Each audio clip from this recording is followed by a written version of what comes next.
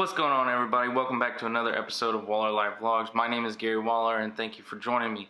In today's video we're going to be talking about, was my MacBook Pro 2018 15-inch touch bar i7 worth the money? And for those of you who don't want to stick around and listen to the long version, it was not. But for those of you who want to hear my reasoning and hear my rant about why I think it wasn't worth it, then stick around. Cue the intro.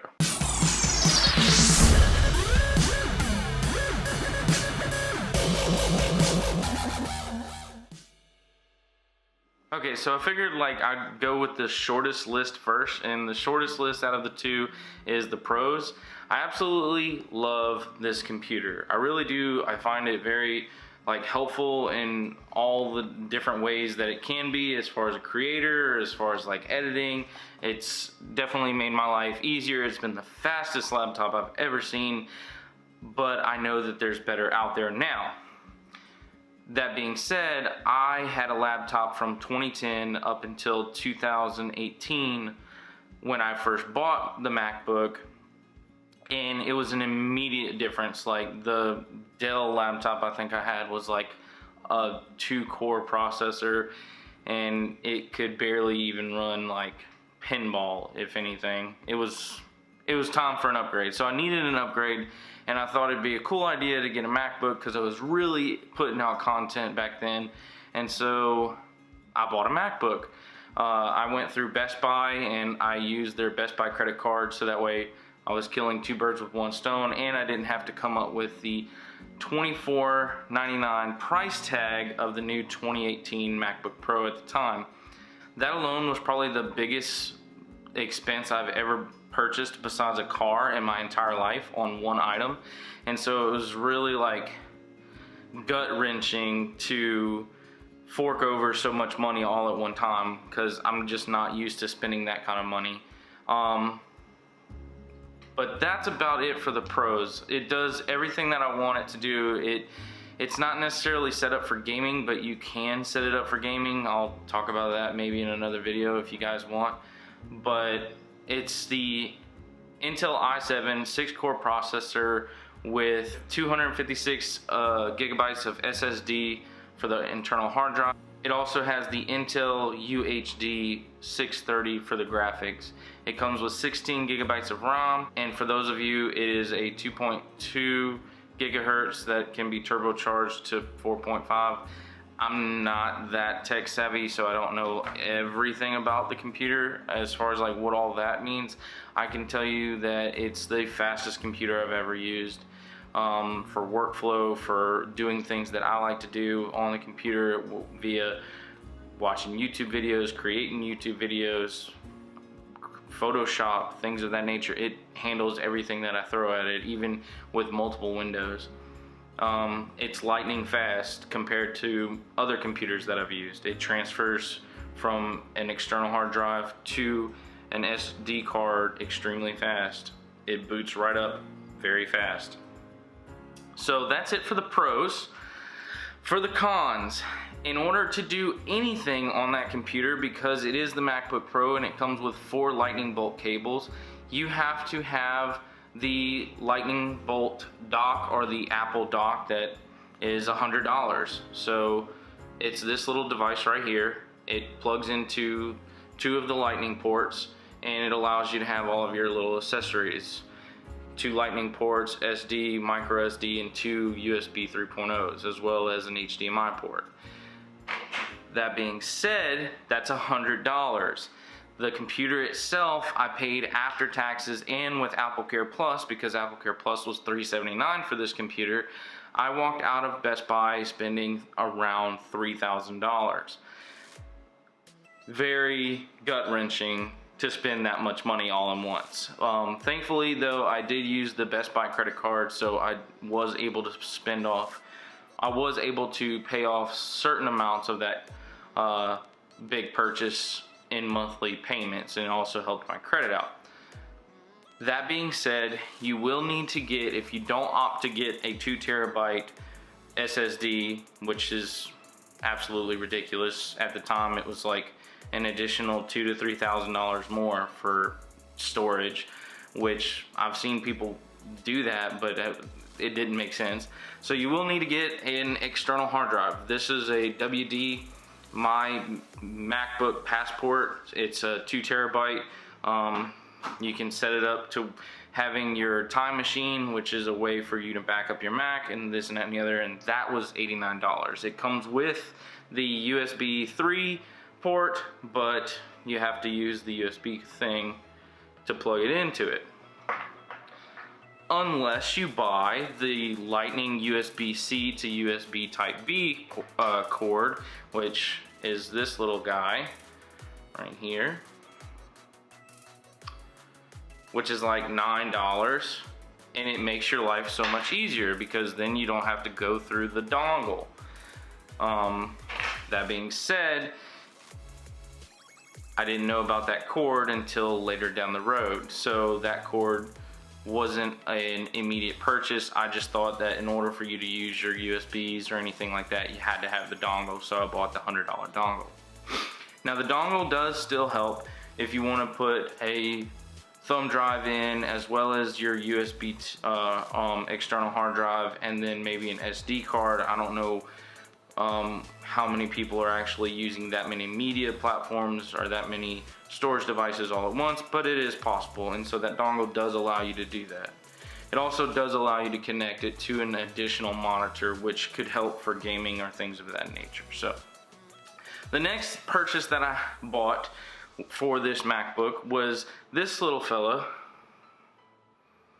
You guys can see that. Yeah. This little guy saved me so much time because it's via USB, so you can plug it into a regular computer. Also is micro USB, and then it's USB Type-C. So it allows you to plug in SD cards and micro SD cards really quickly into your MacBook. It works well. There's not a program that you need. You just plug it in and you can go and play.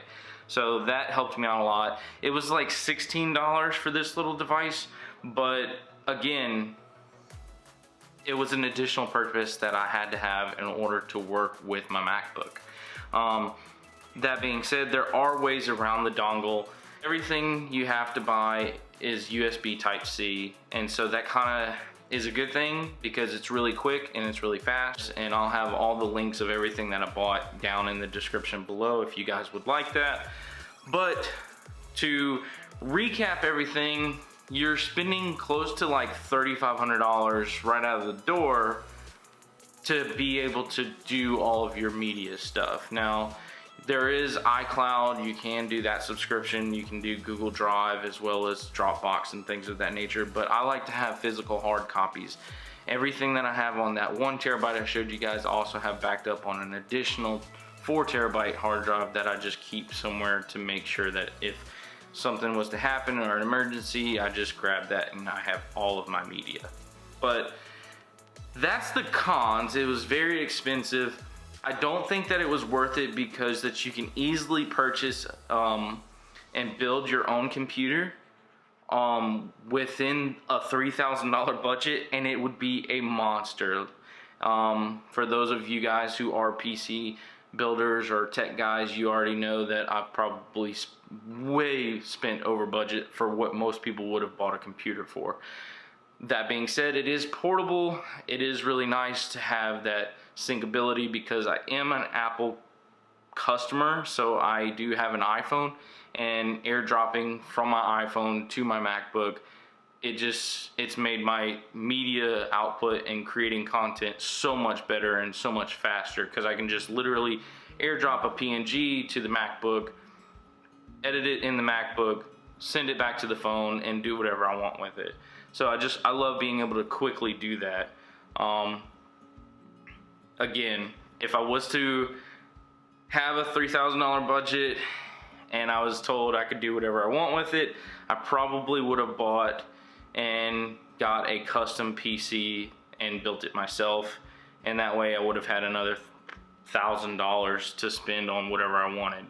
Some other things that you might have to buy if you're looking for an editing PC and things of that nature is I get to run Final Cut Pro. Now, Fortunately enough, I was able to get a student bundle of all of their professional editing software. So it's like Logic X, Motion 5, Final Cut Pro, and a couple of other ones that are really cool and really good quality editing software. So I was able to get all of those for like 200 bucks, where normally I believe Final Cut Pro is like $299.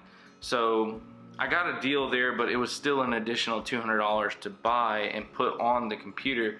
But that being said, Final Cut Pro is you can only use that on a Mac. With the computer that I have, it runs it smoothly. I don't have any hiccups, even though it is the i7. Everybody was talking about it when it first came out. This thing gets super hot. It literally gets hot if I'm editing any video, or if I'm watching video for 30 minutes or more. It will literally like burn your lap. It will make your lap like sweat. It's kind of weird. It gets extremely hot. You don't notice it when it's on a desk, but if you're sitting there in your lap and you're just working on your computer, you will definitely notice it within 30 minutes or so. The fans, that when they do come on, it sounds like a jet engine, and it's usually for like a minute or two, and then they cut off and the computer is normally quiet. But when those fans kick on, you can definitely tell. Other than that, I can't say anything more bad about the computer. It was a great computer. It looks professional. Fastest computer I've ever had. It just wasn't worth the price. Like, I think I would be more comfortable paying less than $2,000 for everything that I've showed you guys. But at the same time, you get what you pay for. In my opinion, $3,500 plus for this PC, it was not worth it. I definitely have buyer's remorse. I kind of wish I didn't buy it, but now that I'm stuck with it, I've paid it off and I have everything about it. I'm not going to be buying a new computer anytime soon. In the future, when the next time I do want to buy a computer, I will be building my own PCs. So I hope you guys appreciated this rant on whether or not I believed my MacBook Pro was worth it or not. I really enjoy making these kind of videos where I'm just kind of talking to the camera and telling you guys my opinion.